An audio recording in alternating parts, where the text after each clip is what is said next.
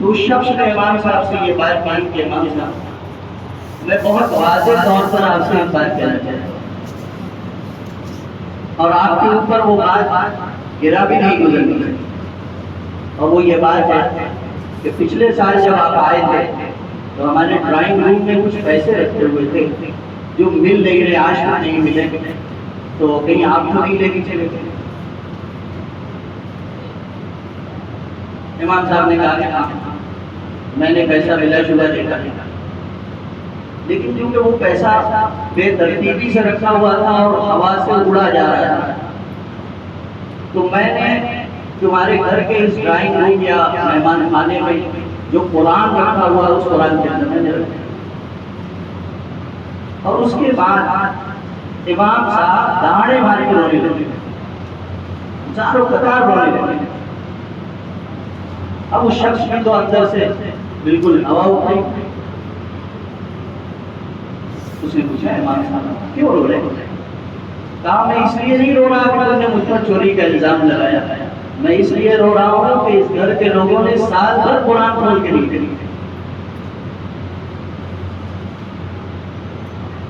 اس لیے پتہ نہیں رو رہا کہ آپ نے مجھ پر چوری کری، آپ لگا سکتے ہیں، لیکن اگر دوسرے دن یا اسی دن تیسرے دن مہینہ بعد 12 مہینوں میں تم نے قرآن کھول کے نہیں دیکھا، اگر تم قرآن کھول کے دیکھتے تو وہ پیسے ملتے۔ اب ذرا اپنا جائزہ لیں، میں بھی لوں آپ جو اچھا میں یہی روم کے ایک بار عرض کرنا چاہتا ہوں، میں تراویح نازل ختم ہوئی اس دن سے 2 دن میں ذرا باہر تھا اور یہاں تراویح میں مسجد میں حاضر رہا، کل میں حاضر ہوں، اور یہ ہر سال کی اور ہر مسجد کی بات ہے جو میں آپ سے عرض کر دینا چاہتا ہوں۔ دیکھیے رمضان کے 3 تحفے ہیں،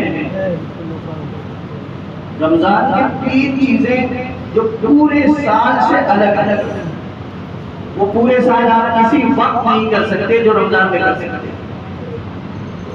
پہلی چیز روزہ، ایک مہینے کا فرض روزہ، ایک دن کا فرض روزہ پورے سال میں کسی دن نہیں رکھ سکتے۔ سنت رکھے، نفلی رکھے، وہ منت کے رکھے، واجب کے وہ رکھ سکتے، لیکن فرض روزہ سال میں کسی دن نہیں رکھ سکتے۔ تو پہلا تحفہ رمضان کا تو روزہ ہے۔ کوئی مسلمان بالغ مرد اور عورت اگر روزہ چھوڑتا ہے تو کبیرہ گناہ کرتا ہے، اور کبیرہ گناہ بغیر توبہ کے معاف نہیں ہوتا، اور وہ گال پر تھپتھپانے والی توبہ نہیں، جب تک کہ قضا نہ کر لے تب تک وہ معاف نہیں ہوگی، خوب یاد رکھیے۔ اور دوسری بات عرض کرتا ہوں کہ اگر روزے کی توہین کرتا ہے، ایک تو یہ ہے کہ کسی عذر کی بنا پر روزہ نہیں رکھتا، چلو کوئی بات نہیں، شریعت معذور کو چھوٹ دیتی ہے، روزے کی تفصیلات جتنی بیان کی ہے اتنی نماز کی تفصیلات قرآن میں نہیں بیان کی، روزے کی بہت تفصیلات بیان ہیں، آپ قرآن پڑھیں۔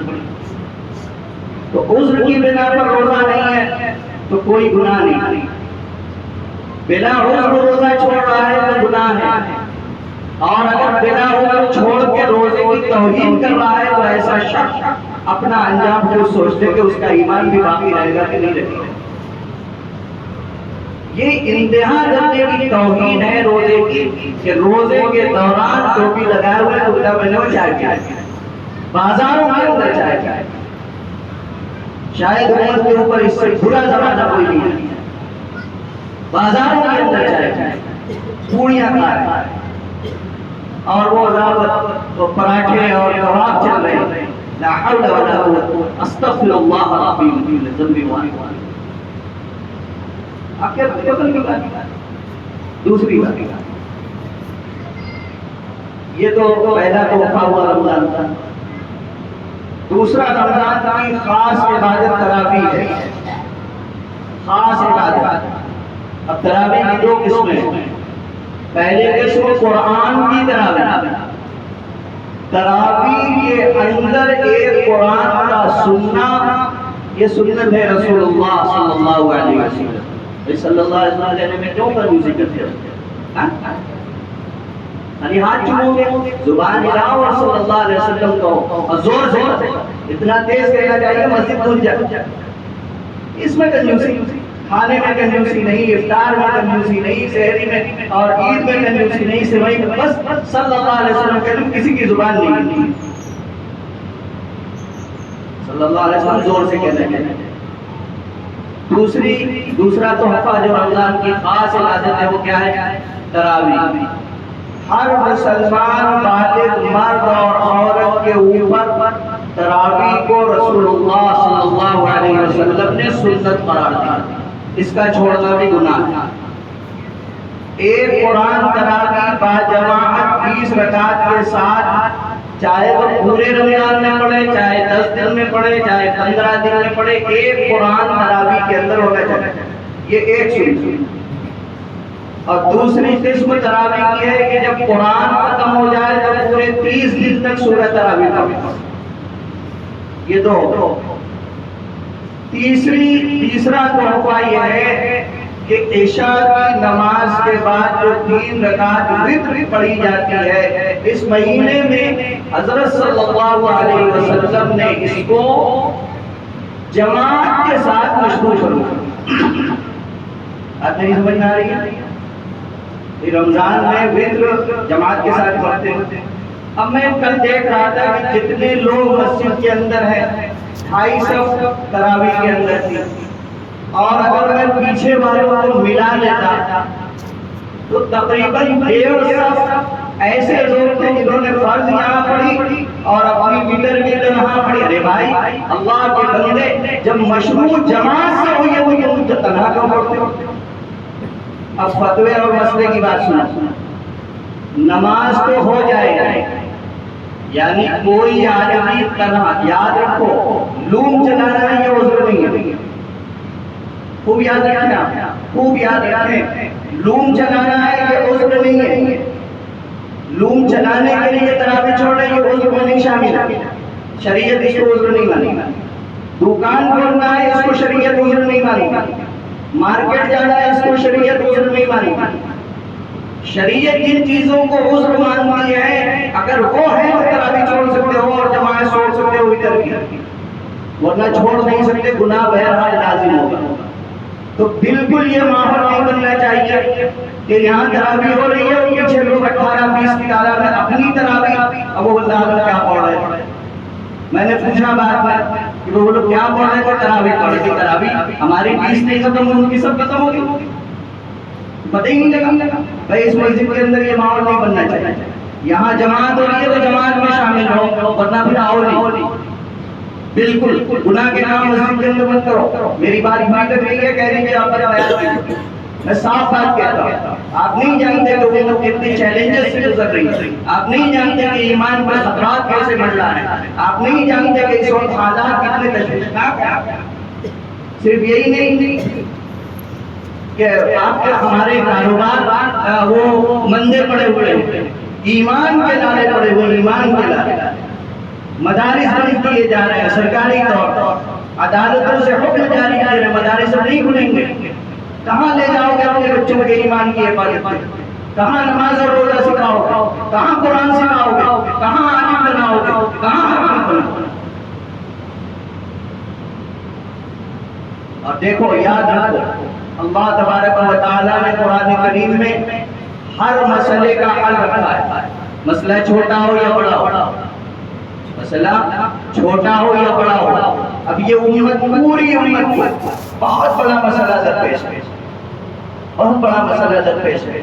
جو فیصلہ آیا ہے مدارس کے خلاف وہ بہت بڑا مسئلہ ہے۔ صرف یہ نہیں کہ اساتذہ کو تنخواہ نہیں ملے گی، 27 لاکھ بچے یو پی کے مدرسوں میں جو پڑھ رہے تھے اب ان کو اسکولوں میں ڈال دیا جائے گا، پرائمری اسکولوں، وہاں جائیں گے، صبح دعا ہوگی اور سورج کی پرارتھنا کی جائے گی۔ آپ اس پر راضی ہیں؟ اللہ اکبر، آپ جائیے۔ آپ اگر اس پر راضی ہیں دیجیے، اور اگر اس کا حل تلاش کرتے ہیں تو قرآن سے حل پوچھو، قرآن سے پوچھو۔ ایک جگہ ایک عالم صاحب، جیسے میں یہاں بیان کر رہا ہوں، ایک عالم صاحب بیان کر رہے ہیں، اور فرمایا قرآن میں ہر مسئلے کا حل ہے۔ ایک بڑا تیز ترار نوجوان، اس نے پوچھا مولوی صاحب مجھے 1 کلو آٹا گوندنا ہے، کتنا پانی کتنا ملائیں گے؟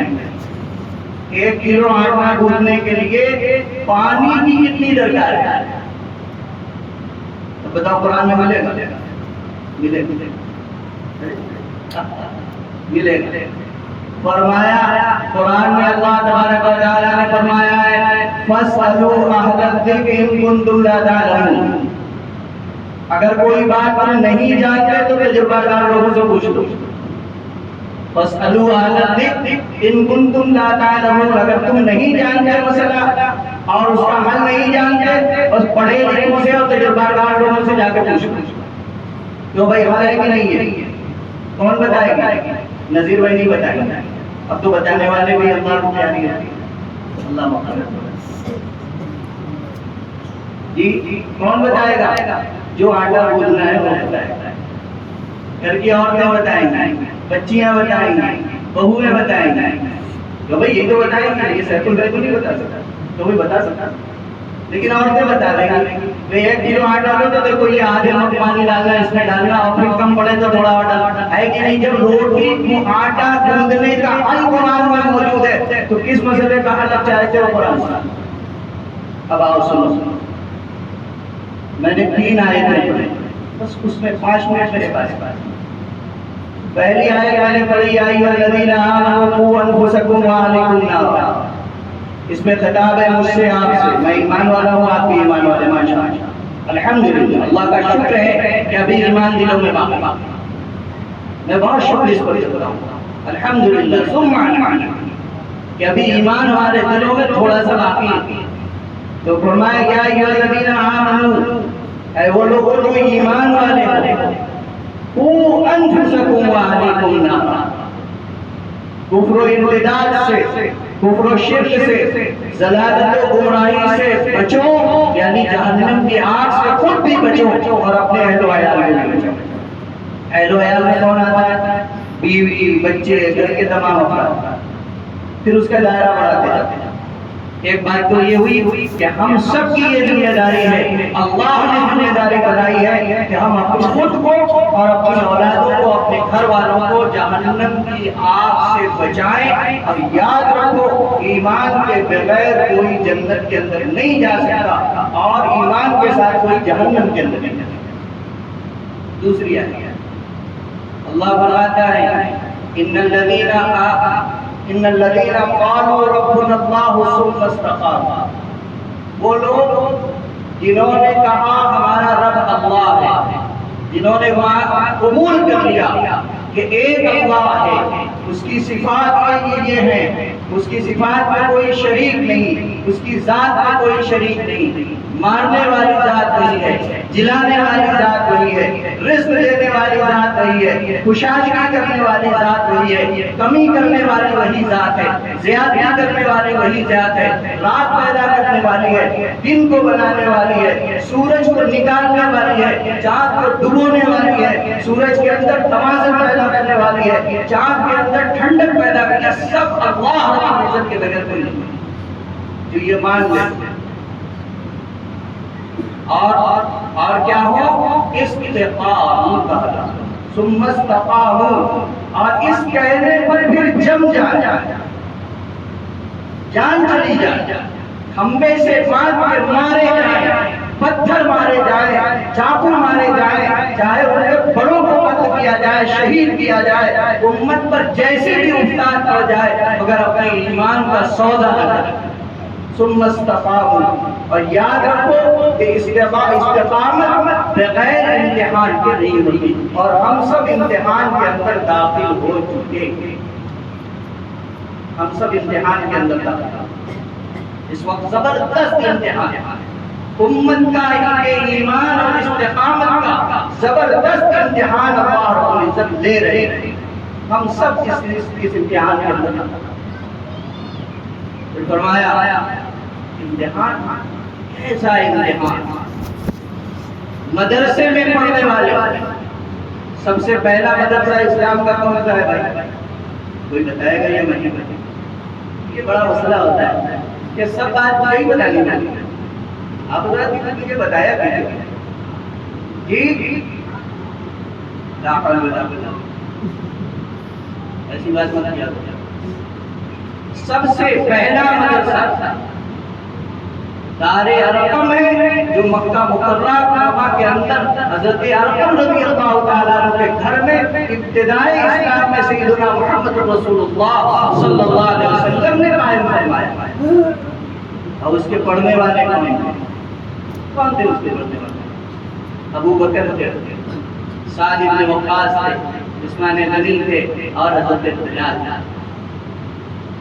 اور حضرت بلال کو جو باندھا جاتا تھا رسی سے، کمر میں یوں رسی باندھی جاتی ہے جیسے پھانسی لگائی جاتی ہے تو یوں رسی ٹائٹ کی جاتی ہے اور اتنی موٹی رسی ہوتی ہے.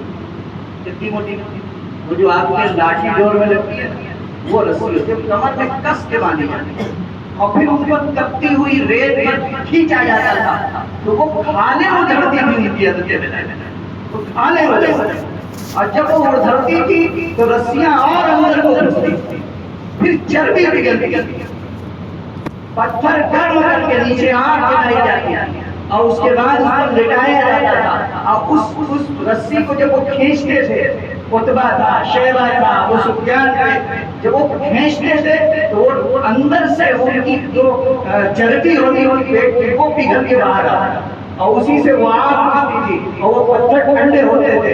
یہ ہے استقامت. حضرت عمر بن خطاب رضی اللہ تعالیٰ عنہ جیسا جیالا اور بہادر شخص آخر زمانے میں حضرت بلال سے کہا کہ میرے آقا. حضرت بلال کو تمام صحابی، حالانکہ وہ ایسے غلام تھے جو نسلن بعد نسلن غلام آئے تھے، باپ کے غلام تھے، بیٹے کے غلام تھے، پھر سیدنا ابو بکر رضی اللہ تعالیٰ عنہ نے ان کو اسلام کے زمانے میں آزاد کیا اور محمد رسول اللہ صلی اللہ علیہ وسلم کی خدمت میں وہ ایمان کہتے تھے. بلال کہتے تھے اللہ ایک نہیں ہے اور وہ کہتے تھے اللہ احد. اللہ ایک. وہ امتحان تھا مکہ کی زمین پر آخر زمانے میں. حضرت عمر رضی اللہ تعالیٰ عنہ کا بالکل آخری زمانہ تھا. فرمایا میرے آقا ذرا اپنی کمر دکھا دیجیے، مجھے اپنی کمر دکھا دیجیے. پہلے دیکھیں، اٹھایا اپنا جبہ اور دکھایا تو اتنے گہرے گڈھے اندر کمر کے اندر پڑے ہوئے. تب جا کے اللہ نے کیا فرمایا؟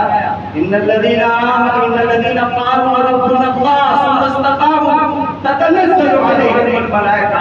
اے بلال تمہارے اوپر اور قیامت میں جو لوگ یہ بات کہتے رہیں گے اور مستقیم اپنی جگہ پہ کھڑے رہیں گے، ثابت قدم رہیں گے، تو اللہ کہتا ہے تتنزل عليهم الملائكة. مزدہ دے کے فرشتے آئیں گے اور کہیں گے اللہ تخافوا ولا تحزنوا، نہ گھبراؤ اور نہ خوف کرو. اللہ تقاموا ولا تحزنوا وابشروا بالجنة التي كنتم توعدون. اور تمہارے لیے اس جنت کی بشارت ہے اس استقامت اور ایمان کے اوپر جس کا وعدہ ہے تمہارے رب نے. اور کیا ہوگا؟ وَلَكُمْ فِيهَا مَا تَشْتَهِي أَنفُسُكُمْ وَلَكُمْ فِيهَا مَا تَدْعُونَ. اور جو تم چاہو گے اس جنت کے اندر تم کو نہیں ملے گا. دنیا میں خواہشات نہیں پوری ہوئی، جنت میں وہ خواہش پوری کر لینا اور وہ سب ملے گا جس کا تم سے اللہ نے وعدہ کیا. اب ایک آپ اللہ تبارک و تعالیٰ نے فرمایا اِذْ حَضَرَ أَمْ كُنْتُمْ شُهَدَاءَ. بتاؤ تم لوگ موجود تھے اس وقت. اِذْ حَضَرَ يَعْقُوبَ الْمَوْتُ. جو حضرت یعقوب علیہ السلام کے اوپر نزع کا وقت آئی ہوئی. عربی زبان میں جو حضر ہے وہ نزع کے لیے بھی بولا جاتا ہے، یعنی بالکل آخری وقت. اب بچنے کی کوئی امید نہیں. آپ نے اپنے بیٹوں کو جمع کیا. کون بیٹے؟ وہ سب بیٹے نبی ہیں. کون بلا رہا ہے؟ نبی بلا رہے ہیں. اور وہ کون ہیں؟ ان کے والد نبی، ان کے دادا نبی، ان کے بھائی اور بھتیجے سب نبی. پوری نبوی خاندان ہے. حضرت یعقوب علیہ السلام نے موت کے وقت اپنے بیٹوں کو بلایا اور یہ نہیں پوچھا میں نے پراپرٹی چھوڑی ہے کیا کرو گے، میرا فلاں بینک میں بیلنس ہے وہ دیکھ لینا، میری زمینیں ہیں وہ دیکھ لینا، میں یہ کاروبار کرتا ہوں بانٹ لینا. آپ اس کچھ نہیں کہا. فرمایا اِذْ حَضَرَ يَعْقُوبَ الْمَوْتُ إِذْ قَالَ لِبَنِيهِ مَا تَعْبُدُونَ. میرے بیٹے تو کس کی عبادت کرو گے؟ میرے بیٹے اور بیٹے بھی کون تھے؟ وہ سب نبوت کے اوپر بتاتے کہا کہ قالوا نعبد الہک و الہ آبائک ابراہیم و اسماعیل و اسحاق، اے میرے والد آپ آرام سے اللہ کی بارگاہ میں جائیے، ہم آپ کے بعد نہ مرتد ہوں گے، نہ شرک کریں گے، نہ کفر اختیار کریں گے، نہ گمراہی کے اندر جائیں گے، ہم تو اسی اللہ کو مانیں گے جس کو آپ مانتے ہوئے اس دنیا سے جا رہے ہیں، اور جس کو آپ کے آباء و اجداد میں ابراہیم و اسماعیل و اسحاق مانتے تھے ان سب کے ساتھ ہم رہیں گے۔ اور فرمایا الہ واحد، وہ ہمارا ایک اللہ ہے، وَنَحْنُ لَهُ مُسْلِمُونَ، ہم مر جائیں گے مگر مانتے ہیں۔ اب پیغام کیا نکلا؟ ابھی آپ نے پیغام یہ نکلا کہ میرے دوستو، اگر رمضان میں ہمارا ایمان ان کو مسجد تک نہیں لا رہا، اگر ہمارا ایمان ہمیں روزہ رکھنے کے لیے تیار کر نہیں پا رہا ہے، اگر رمضان کے مہینے میں ہم داد و دہش نہیں کر پا رہے، رمضان کے روزے نہیں رکھ پا رہے، رمضان کے دنوں میں ہم قرآن سے التماس اور تعلق نہیں پیدا کر پا رہے، اگر رمضان کے دنوں میں ہمیں توبہ کی توفیق نہیں ہو رہی ہے، پھر ہمیں اپنے ایمان کی خیر منانا چاہیے، پھر اپنے ایمان کو ٹٹولنا چاہیے کہ این ایمان، ایمان کہاں چلا جائے، پھر تو دیکھنا ہی چاہیے۔ یہ میرا پیغام ہے میرے دوستوں، اپنی مسجدوں کو بھرو، قبل اس سے کہ مسجدوں میں بھی تالے لگ جائیں۔ میں ڈرا رہی ہوں، مدرسوں میں تو تالے کا انتظام انہوں نے کر دیا، مدرسوں میں تالے کا انتظام کر دیا۔ اب باری عبادت خانوں کی ہے۔ میں 9 سال سے یہ بات کہہ رہا ہوں، بڑوں کی ترجمانی کرتے ہوئے یہ بات کہہ رہا ہوں، اور میں جب یہاں اس طرح کا بیان کرتا ہوں تو کہتے ہیں کہ آج میں آپ کو ڈرا دیا، پھر کیا ڈرانے والا؟ میں تو وہ بات بتا رہا ہوں جو میرے اللہ نے قرآن میں بتائی اور میرے حبیب حضرت محمد صلی اللہ علیہ وسلم کو یاد ہے۔ وہ بات آسان ہے، کوئی نئی بات نہیں کر رہا، وہ بات کہہ رہا ہوں میرے دوستوں، میرے بھائیوں، میرے بزرگوں، بہت قابل احترام میرے دوستوں، اپنے ایمان کی کریں۔ اگر ہمیں ہمارا ایمان مسجد تک نہیں لا رہا، پھر کاہے کا ایمان، کس درجے کا ایمان ہے؟ اور فرمایا کہ رائی کے دانے کے برابر بھی ایمان بچا کے لے کے آؤ گے تو ہم تمہیں جنت کے اندر داخل کریں گے۔ ذرا ٹٹولو کہ رائی کے دانے کے برابر بھی ایمان ہے کہ نہیں۔ اللہ مجھے بھی آپ کے عمل کی توفیق عطا فرمائے۔ 5 منٹ داخل اس کے لیے بھی معذرت۔